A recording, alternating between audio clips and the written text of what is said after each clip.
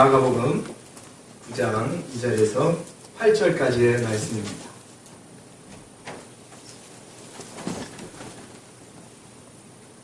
제가 받들어 봉독해 드리도록 하겠습니다. 엿새 후에 예수께서 베드로와 야고보와 요한을 때리시고 따로 높은 산에 올라가셨더니 그들 앞에서 변형되사 그 옷이 광채가 나며 세상에서 빨래하는 자가 그렇게 희게 할 수 없을 만큼 매우 희어졌더라. 이에 엘리야가 모세와 함께 그들에게 나타나 예수와 더불어 말하거늘 베드로가 예수께 고하되 라삐여 우리가 여기 있는 것이 좋사오니 우리가 초막 셋을 짓되 하나는 주를 위하여 하나는 모세를 위하여 하나는 엘리야를 위하여 하사이다 하니 이는 그들이 몹시 무서워하므로 그가 무슨 말을 할지 알지 못합니다. 마침 구름이 와서 그들을 덮으며 구름 속에서 소리가 나되 이는 내 사랑하는 아들이니 너희는 그의 말을 들으라 하는지라. 문득 둘러보니 아무도 보이지 아니하고 오직 예수와 자기들 뿐이었더라. 아멘. 아멘. 할렐루야. 네. 우리 옆에 계신 분과 함께 한번 이렇게 인사하도록 하겠습니다. 당신은 하나님의 축복의 통로입니다. 자, 이렇게 인사할 때 눈을 마주치시면서 인사를 한번 이렇게 진하게 한번 해보도록 하겠습니다. 자, 시작이요. 당신은 하나님의 축복의 통로입니다. 네. 찬양이 뜨거워서 그런지 어느 때보다 인사도 뜨거웠습니다. 네. 여러분은 하나님의 축복의 통로입니다. 아멘이시죠? 네, 우리 있는 가족들을 통해서 하나님의 크신 은혜와 은총이 세상 널리 퍼지기를 간절히 소망합니다. 오늘 말씀의 제목은 성도로서의 세 가지의 조건이라는 제목으로 함께 말씀을 나누도록 하겠습니다. 성도로서의 세 가지의 조건. 사람이 이 땅에 태어나서 살아가는데 그 삶을 살면서 가장 행복할 때가 언제라고 생각이 되어지죠. 가장 행복할 때, 가장 즐거울 때, 가장 좋을 때. 물론 대다수의 많은 사람들이 우리가 알다시피 돈과 명예와 권력과 그걸 조금 더 넘어서서 때로는 내가 하고 싶은 일을 하는 것, 그것이 가장 사람으로서 살 때에 행복한 일이다 라고 얘기할 수 있을 것 같습니다. 그렇죠. 저와 여러분도 그 어떤 것을 위해서 달려갈 때가 있습니다. 참 오늘은 뭔가 먹고 싶은 게 있을 것 같다. 오늘은 뭔가 가고 싶은 게 있을 것 같다. 내 삶에 있어서 이것만 해결이 된다 그러면 난 참 좋을 것 같다. 참 우리의 육신적인 것들을 우리는 많이 생각하고 갈망합니다. 그도 그럴 것이 우리가 이 땅에 살아가는 여기 있지만 육도 있는 존재이기 때문에 그렇습니다. 그러나 저와 여러분들은 잘 압니다. 뭘 압니까? 그것이 우리 삶의 전부가 아니라는 것을 우리는 잘 알고 있습니다. 언젠간 그것까지도 우리는 내려놓아야 합니다. 여러분, 몇 년 전에 전 세계 음악을 호령하였던 마이클 잭슨이라는 사람이 세상을 타계했습니다. 그가 남기고 간 여러분의 재산, 부, 명예, 그가 남기고 간 재산 중에 한번 사진을 한번 보여주십시오. 유명한 저택도 있죠. 뭐 네버랜드라고 하는 저런 저택도 있습니다. 저게 전부가 아니라 저 뒤에 가면은 아주 놀이공원이 엄청나게 아주 잘 꾸며져 있는 그러한 공원까지 포함해서 참 많은 재산을 남겼었습니다. 사람들이 놀랄 정도였습니다. 그러나 여러분, 그도 그러한 모든 재산을 남겨놓고 세상을 떠나야 했습니다. 또 한 명, 우리가 최근에 우리가 잘 알고 있는 최근에 또 세상을 타계한 여러분 애플사의 사장인 스티븐 잡스라는 사람도 있습니다.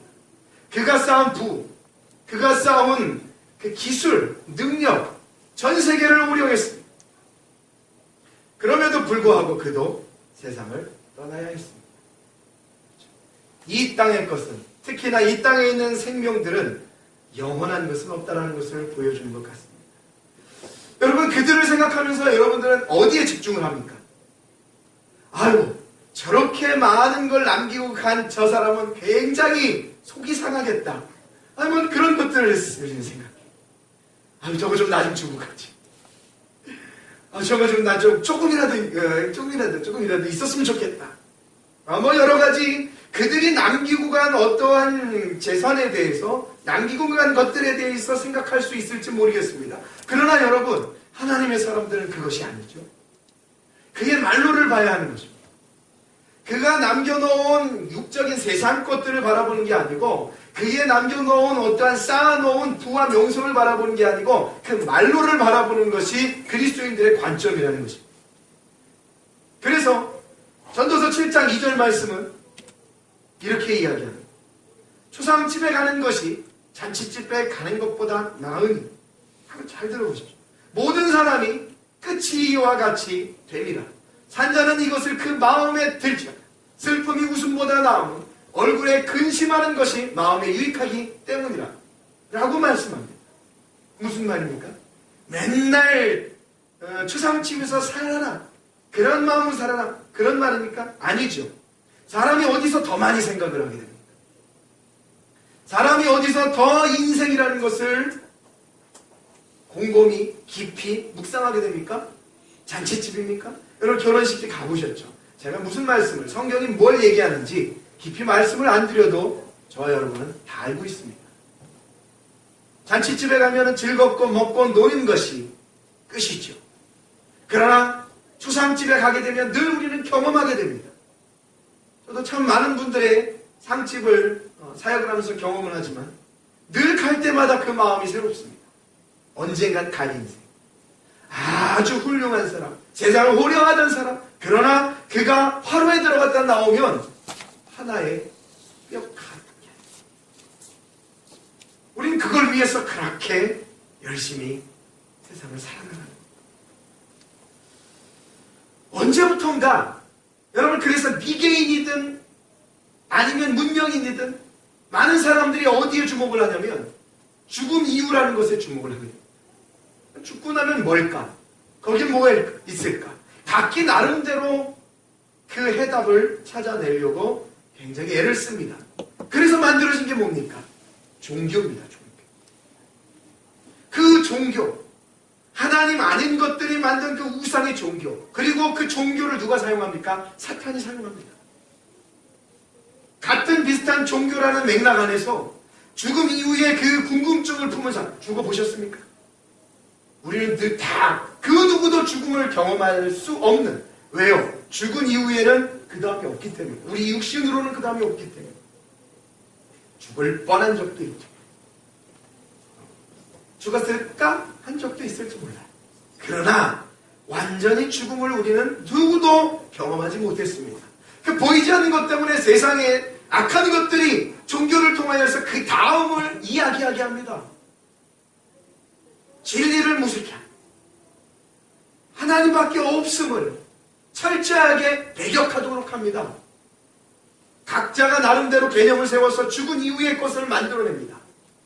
다시 세상으로 태어난다더니, 그 좋은 어딘가가 있다느니, 그 좋은 어딘가가 아니어도 육신의 사람들이 뭔가 노력을 열심히 하면 그 사람도 좋은 곳으로 뿅 갈 수 있다느니, 여러 가지의 논리로 종교를 만들어내어서 사람들이 현혹시킵니다. 아니죠. 다 사단의 계략 속에 속아 넘어갑니다. 심지어는 그런 것 가질 필요 없이 자기의 육신의 멋대로, 힘대로, 능력대로, 왜? 아까처럼 많은 부와 명성이 있으면 그것에 주목하게 되어집니다. 그러나 여러분, 성경은 그렇게 주목하고 있지 않습니다. 그렇게 말씀하고 있지 않습니다. 너희들이 가진 이 땅의 것에 전부 올인하라고 가르치지도 않습니다. 그것에 목매이라고 가르치지도 않습니다. 좀 우리에게는 아쉽고, 좀 우리에게는 왠지 서운합니다. 하나님이 원하시는 것은 이 땅의 것이 아니라는 것을 성경은 분명히 가르치고 말씀하고 있습니다. 그래서 영적인 존재인 사람은 육적인 것만 먹어서는 절대 온전한 삶을 살 수 없습니다. 아무리 부가 있어도 왜 정신병에 걸려요? 왜 우울증에 걸려요? 관계와 사람과 물질과 이런 모든 것들이 얽혀서 내 정신에 미약함을 만들어냅니다. 왜 그럴까요? 왜요? 원래 사람은 육적인 존재가 아니기 때문에 그렇습니다. 그래서 우리는 하나님이 말씀해 주시는, 하나님이 드러내어 보여주시는 그 영적인 것들을 캐내어 그 공급을 받아야 됩니다. 그래야만이 우리가 이 땅에서 육신을 입고 살지만 영적인 존재로 살아갈 수 있는 거룩한 존재가 되어집니다. 흠은 있지. 살면서 눈물을 흘리겠죠. 우리는 여전히 이 땅에서 하나님의 그 말씀하심을 경험함으로 말미암아 그 은혜를 체험함으로 말미암아 아주 조심스럽게 하나님의 나라를 경험하며 살아낼 수 있어요. 그래요. 하나님의 사람이 하나님의 것을 경험하려면 오늘 본문 말씀을 여러분들 유심히 잘 살펴보시면 세 가지로 약간 분리해서 우리가 그 하나님의 뜻을 발견할 수 있습니다. 첫 번째가 뭐냐면 첫 번째가 그리스도의 영광을 경험할 수 있다. 그리스도의 영광을 경험. 하나님의 사람들이 하나님의 영광, 그리스도의 영광을 경험하면서 사는 것이 인생의 참된 목적이요 우리 교회이신 참된 목적이라고 얘기할 수 있습니다. 본문 말씀 2절에서 3절 말씀을 보십시오. 엿새 후에 예수께서 베드로와 야고보와 요한을 데리고 따로 높은 산에 올라가셨더니 그들 앞에서 변형되사 그 옷이 광채가 나며 세상에서 빨래하는 자가 그렇게 희게 할 수 없을 만큼 매우 희어졌더라 라고 이야기합니다. 여러분 여기서 본문에서 나오는 인물이 있죠. 예수님과 더불어 베드로와 야고보와 요한을 데리고 예수님께서 산으로 올라가셨습니다. 거기서 변형이 되셨어요. 거룩하신 예수님, 지존하신 예수님으로, 인간과는 다른 예수님으로 신적 존재의 그 권한, 능력, 권세를 이 높은 산에서 보여주셨다는 겁니다. 누가 경험했어요? 베드로, 야고보, 요한. 나중에 가서 이들의 삶을 우리가 그 전에 봤지만 너무나도 형편없던 삶이었지만 이러한 삶이 그 주님을 경험하고 경험함으로 계속해서 바뀌어지고 변화됨으로 말미암아서 이들의 삶은요 성경을 기록함에도 또 그들의 전체의 삶을 죽음을 불사하고 주를 위해 사는 그러한 거룩한 자들로 변화되고 바꿔져가는 그런 모습을 볼 수 있는데 이들이 무엇을 경험합니까? 바로 그리스도의 영광을 경험했기 때문에 그렇습니다. 주님께서 이 사랑하는 제자들을 데리고 당신의 거룩함을 보여내 주십니다. 그리고 그것을 그들은 바라본 것입니다. 여러분 그러면 그 영광을 그때의 제자들이 이러한 모습으로 경험을 해요. 오늘날 우리들은 그럼 어떻게 그 영광을 경험하며 살아야 되는 거죠? 그렇게 생각했을 때에 우리에게 아주 좋은 힌트를 주는 말씀이 사도행전 9장 3절에서 7절 말씀입니다. 두 가지 인물이 나와요. 주님의 영광을 경험할 수 있는 방법이 두 가지 조건이 나오는데 이유가 나오는데 한번 보십시오. 사울이 길을 걷다가 다메섹에 가까이 이르렀더니 호련히 하늘로부터 빛이 그를 둘러 비추는지라. 땅에 엎드려서 들으매 소리가 있어 이르되 사울아 사울아 내가 어찌하여 나를 박해하느냐. 지금 어떤 상황입니까? 사울이라는 사람이 그리스도를 믿는 자들을 잡아 죽이려고 체포하려고 가는 이 다메섹을 가는 도중에 주님이 나타나십니다. 사울이 주님을 찾았습니까? 주님이 사울을 찾았습니까? 주님이 사울을 찾았습니다. 여러분 주님의 영광을 경험하는 것 중에 하나는 주님이 그 사울에게 나에게 나타나셔서 그 영광을 보여주고 그 영광을 본 사울의 눈은 어두워집니다. 점점 이후에 밝아지는 그게 보이지 않았던 영광이 그리스도를 통해서 보여지기 시작합니다. 주님이 나타나 주신 거예요. 이게 바로 바울의 주님을 만난 영광의 개념입니다. 좋겠죠? 어느 순간 주님 나에게도 나타나 주시어서 나에게 보여주시옵소서. 그러면 얼마나 좋겠습니까? 그런데 여러분 오해하지 마십시오. 주님의 영광을 바라보는 또 하나의 개념이 있습니다. 마태복음 16장 16절에 우리가 보았던 우리가 배웠던 말씀입니다. 외우시죠? 외우시는 분도 다 같이 읽어보시죠. 다 같이 시작. 시몬 베드로가 대답하여 이르되 주는 그리스도시요 살아계신 하나님의 아들이십니다 라는 고백입니다. 여러분 주님이 물었을 때에 그 어떠한 영광 이전에 베드로가 주님의 그 물음 앞에 이러한 아름다운 고백을 함을 우리는 들었어요. 주님은 그리스도이십니다. 살아계신 하나님의 아들입니다 라고 고백하는 거예요. 바울은 주님이 만나주셨지만 베드로는 어떻게 해요? 자신의 고백 위에 주님께서 놀라운 은혜를 주십니다. 그런데 바울은 그렇게 만나주셨다고 좋고 이건 내 고백이라고 조금 약하고 아닙니다. 그 뒷말씀이 있어요. 바요나 시몬아 내가 복이 있도다. 이것을 알게 한 이는 혈육이 아니요 누구라고요? 배웠는데 까먹었죠. 이것을 여러분들이 그리스도여 살아계신 하나님이라고 고백할 수 있는 것은 혈육이 아니라 하늘에 계신 여러분의 아버지시라는 거예요. 결국은 나타나셔서 고백해 하시거나 여러분들의 고백을 통해서 그 영광을 체험하거나 동일하게 여러분들이 우리 입술로 주님을 외친다는 것은 그 하나님을 올바르게 경험합니다. 여러분 내 삶 속에 어떻게 고백하시? 주님 그리스도십니다. 그런데 그 고백이 뭐예요? 하나님이 가르쳐 주신 거예요. 하나님이 우리를 컨택하지 않으시면, 하나님이 우리를 붙잡지 않으시면 결단코 우리는 그 영광을 바라볼 수 없어요. 근데 우리를 붙잡으셨다는 거죠. 그런 매일 우리의 삶 가운데에 그 영광을 바라볼 수 있는 그 변화되신, 여러분 보세요. 그 영광을 바라보면서 야, 이 정도면 내가 여기 머무를 수 있겠구나 라고 얘기하는 거예요. 그러나 여러분들, 그렇게 얘기하는 것이 전부는 아니라는 거예요. 그 높은 산에서 주님의 변화되는 그 영광을 바라보면서 우리는 그 영광으로 살아야 돼. 그러나 그 영광에서 멈춰. 야, 하나는 주님의 집을 짓고, 하나는 엘리야의 집을 짓고, 하나는 모세의 집을 짓고, 그냥 여기 눌러 앉아 삽시다. 좋습니다. 여기가 이 정도면 괜찮습니다. 천만의 말씀입니다. 여러분 그 높은 산에 올라가면 옛말에 그러잖아요. 아이고 산을 왜 올라가? 어차피 뭐 할 거? 어차피 내려갈 거. 뭐하러 올라가? 어차피 내려갈 거. 참, 그 말이 운동하는 사람들한테 좀 별로지만 어떻게 보면 맞는 말 아니에요. 어차피 내려올 거.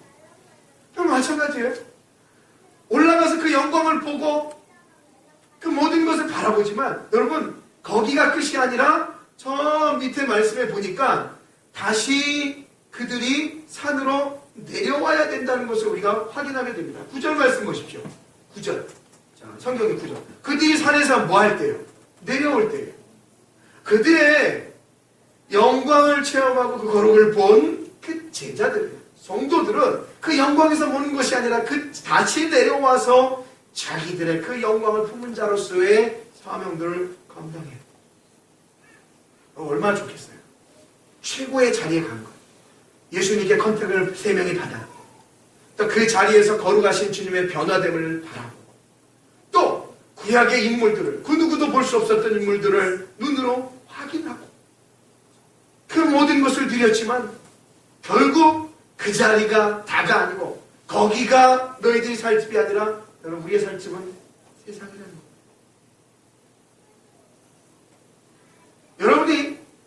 여러분 그 성경에서 산이라고 표현하면 시온산을 이야기합니다. 거룩한 전을 이야기해요. 주님을 만나는 그 거룩한 장소를 표현합니다. 이렇게 이해를 하시면 돼요. 모세가 율법을 받을 때에도 시내산, 호렙산, 엘리야가 승리한 산도 다 그 산, 다 갈멜산, 무슨 산, 어떤 이런 산, 다 산에서 이루어집니다. 그 거룩한 산, 오늘날로 표현하면 하나님의 거룩한 산, 성전이 모이는 주님의 전이 모인 교회라고 할 수 있습니다. 여기 사람들이 은혜를 공급받아요. 주의 영광을 봐요. 말씀을 나눠요. 성도들과 교제를 통해서 그 영광을 누려요. 그리고 나서 세상에서 우리는 그 힘과 그 능력으로 하루하루 살아요.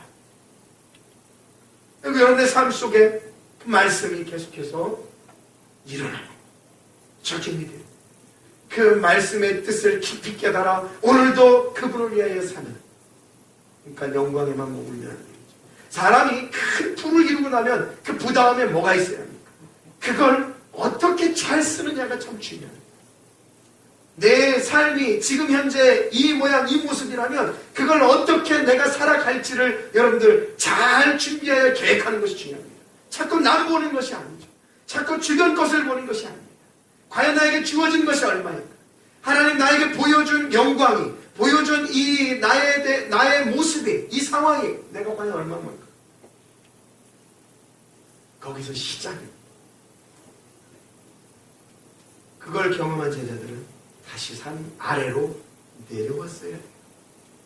그리고 거기서 자신들의 각각의 사명대로 한 발자국 한 발자국 걸어가기 시작합니다. 그런데 여러분들 그렇게 경험을 하면서 그리고 안주하지 않고 그렇게 달려가면서 또 하나 중요한 목적지가 어디입니까? 바로 우리는 세 번째로 예수를 붙들어야 한다. 본 말씀 한번 보십시오. 자, 본 말씀. 7절 말씀부터 한번 보십시오. 이렇게 얘기합니다. 마치 구름이 와서 그들을 덮으며 뭐 엘리야도 있고 모세도 있고 예수님도 있고 베드로, 야고보, 요한도 있는데 구름이 와서 덮으며 구름 속에서 소리가 났다는 거. 여러분 구름은 주의 영광을 이야기합니다. 하나님, 시카이나 거룩하신 하나님의 임재를 상징합니다. 그리고 그 속에서 언어가 들립니다. 말이 들립니다. 이는 내 사랑하는 아들이니 너희는 그의 말을 들으라 하는지라 라는 말이 들려요. 여러 사람들이 있었지만 모세도 엘리야도 있었지만 그 말씀이 들린 후에 그 예수를 가리키는 말이 들린 후에 8절 보니까 문득 둘러보니 아무도 보이지 않고 누구만 보입니까? 오직 예수만 보인다는 거예요. 여러분 우리가 주목할 분이 예수는 유대인으로서 이방인으로서 자기 자신들이 좋아하는 것들을 간구하고 구약시대 인물들을 따지고 얘기하고 율법을 따지고 등등을 했을지 몰라도 하나님이 우리에게 가르치는 분은 오직 예수 그리스도밖에 없다는 것을 말씀하고 있어요. 예수로 경험을 하고 예수로 그 경험을 사용하고 마지막으로 우리가 또 붙들 것은 예수 그리스도라는 거예요. 여러분 문제가 있고 여러분이 걱정거리가 있고 여러분이 기도 제목이 있다면 누구에게 여러분 나르겠습니까? 거룩하신 하나님, 저와 여러분들을 구원하신 주 예수 그리스도, 그분의 이름으로 하나님 앞에 구하는 것이 마땅한 성도로서의 예수를 붙잡는 목적이 되어야 한다는 것이죠. 어떤 것도요. 주님은 그걸 원하고 계십니다. 나를 붙들라. 내가 들어줄게. 그런데 성경은 이렇게 가르칩니다. 누가복음 18장 1절에서 8절 말씀을 한번 보시죠. 누가복음 18장 1절에서 8절. 그냥 잘 들어보십시오. 주님이 원하시는 우리의 성도로서의 삶의 자세에 아주 근간이 되는, 아주 근본이 되고 중요한 말씀입니다. 한번 보십시오. 예수께서 그들에게 항상 기도하시고 낙심하지 말아야 할 것을 비유로 말씀하세요. 보세요. 항상 기도하시고 낙심하지 말아야 될 것을 비유로 얘기합니다. 그 비유가 뭔지 보십시오. 그러니까 기도하면 낙심치 말아요. 왜? 이것 때문에. 어떤 도시에 하나님을 두려워하지 않는 한 사람을 무시하는 한 재판장이 있는데 그 도시에 한 과부가 있어 자주 그에게 가서 내 원수에 대한 나의 원한을 풀어주소서. 그가 얼마 동안 듣지 아니하다가 후에 속으로 생각하되 내가 하나님을 두려워하지 않고 사람을 무시하나 한 과부가 나를 번거롭게 하니 내가 그 원한을 풀어주리라. 그렇지 않으면 늘 와서 나를 괴롭게 하리라 하였느니라. 주께서 또 이르시되 불의한 재판장이 말하는 것을 들으라. 하물며 하나님께서 그 밤낮 부르짖는 택한 자들의 원한을 풀어주지 아니하시겠느냐? 그들에게 오래 참으시겠느냐? 내가 너희에게 이르노니 속히 그 원한을 풀어주리라. 그러나 인자가 올 때 내가 세상의 믿음을 보겠다. 불의한 재판장도 밤낮 부르짖는 여인의 그 간구함을, 그 원한을 들어주겠다. 하물며 하나님이 그 예수를 찾고 그 주님을 찾고 나를 찾고 나에게 원하는 그러한 모든 너희들의 간구함을 하나님이 들어주지 않겠느냐라고 말씀하는 거예요. 돌아보세요. 그동안 우리가 우리의 모든 목적과 기도 제목과 문제와 삶의 모든 것들을 어디다 갖다 쏟아부었습니까? 저와 여러분들은 영광을 체험한 자입니다. 영광을 때로는 바울처럼 때로는 야곱처럼 베드로처럼 우리는 고백을 통해서 주의 영광을 받고 예배를 통해 말씀을 통해 우리 삶을 통해 주의 영광을 경험하는 자들입니다. 그러면 그 경험하는 자들이 누구에게? 우리 주님께 집중을 하는 거죠.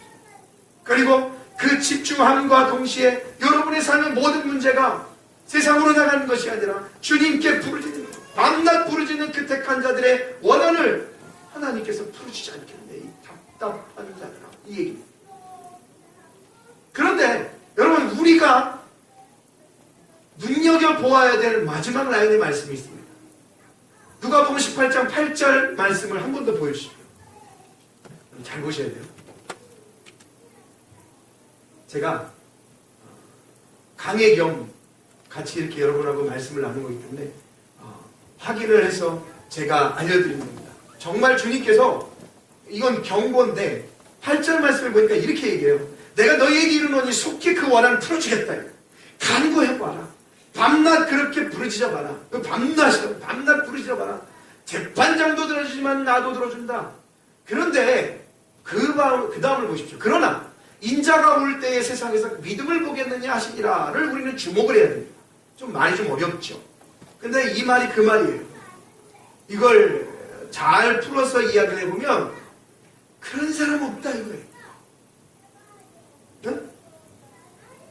그렇게 밤낮으로 부르짖어서 택한 자들의 원한을 풀어주겠다는 그 하나님의 말씀이 있지만은 그 말씀을 붙잡고 그렇게 하나님 앞에 매달리며 기도하는 자들이 뭐해라? 찾기 힘들다 이거예요. 믿음을 보겠느냐 했지만 이 보겠느냐의 원뜻은 찾아볼 수 있겠느냐 이게 말씀을 원어를 보시면 찾겠느냐가 더 올바른 뜻이거든요. 우리는 말씀을 듣고 그 주님을 영광을 보면서도 불구하고 자꾸 육을 따라서 세상을 향하는 그런 연약한 존재들이에요. 맞습니다. 인정하는 겁니다. 그러나 그 속에서도 역시 우리는 누구를 밤낮 부르짖을 수 있고 우리의 돌아갈 본향을 허락하신 그 주님께 나아가서 기도할 수 있고 아를 수 있고 고백할 수 있는 그런 아름다운 길이 우리들의 그리스도를 통해서 열려져 있다는 것을 우리는 확인할 수 있다. 이 좋은 길을 읽어주셔야 됩니다. 제가 처음에 말씀드린 것처럼 지금은 우리가 젊기에 지금은 우리가 힘이 있기에 아직까지는 그만큼을 느끼지 못할지는 모르지만 여러분 먼저 간 사람들의 길이 뭐라고요? 우리가 갈 길입니다. 아까 말씀드린 전도서 7장 말씀처럼 여러분 초상집이 더 나은 거예요. 거기서 우리는 모든 것을 생각해야 합니다. 그리고 결론 우리들이 내려야 할 것은 거룩하신 그 하나님의 임재 앞에 서 있는 우리의 삶. 그 영광 속에 그분을 위하여 주님을 찾으며 사는 그러한 우리의 성도의 거룩한 삶이 바로 우리 성도의 목적이 되어야 합니다. 자, 이것은 절대 여러분이 살고 있는 그 자리를 버리라는 이야기도 아닙니다. 여러분이 오히려 그 살고 있는 자리 속에서도 마찬가지예요. 여러분의 삶의 모든 문제와 기도와 나의 모든 걱정과 근심과 소망과 감사와 기쁨이 다 어디로 흘러나와야 되는가? 그리스도, 예수. 한 주간의 숙제를 드립니다. 여러분이 한 주간 동안 사시면서 각자 나름대로의 직업을 다 가지고 계십니다. 일을 가지고 계십니다. 열심히 살고 있고 최선을 다하는 우리 성도들이 귀하고 같습니다. 한번 우리가 다음 주 주일 오후에 이렇게 한번 고백했으면 좋겠어요. 정말 내 삶 속에 나는 매일 그 주님의 영광을 드러내고 그 영광을 경험하며 그 주님을 부르짖으며 살았다는 그 고백을 한번 자신 있게 고백할 수 있는 저와 여러분들이 되었으면 좋겠습니다. 그러면 여러분들 그러한 제목을 갖고 그렇게 나아가면 하나님은 우리의 모든 기도의 제목들을 뭐 하시겠다. 하나님이 재판관 수준이 아니지 않습니까? 당장 옆으로 봐. 우리가 복음을 전하여 구원의 손길을 내비쳐야 될 사람들이 얼마나 많습니까? 그것도 기도 제목입니다. 나의 삶의 장벽도 기도 제목입니다. 모든 것들이 다 하나님께 나아가. 세상은 그렇지 않잖아요. 자, 오늘 말씀까지 우리가 생각하면서 사랑하는 하나님, 우리 그리스도인들의 성도의 삶에 있어서의 목적은 바로 그리스도의 영광, 그 조건을 여러분들이 꼭 기억하시고 그 영광 속에 안주하지 말고 계속해서 우리는 전진해 나가는 그 전진해 나가는 목적지가 어디냐? 그리스도 예수의 자리가 되어야 늘 여러분 삶 속에 이러한 경험과 그리스도 예수를 붙드는 아름답고 거룩한 처절한 영적인 전투와 싸움이 있기를 간절히 축원합니다.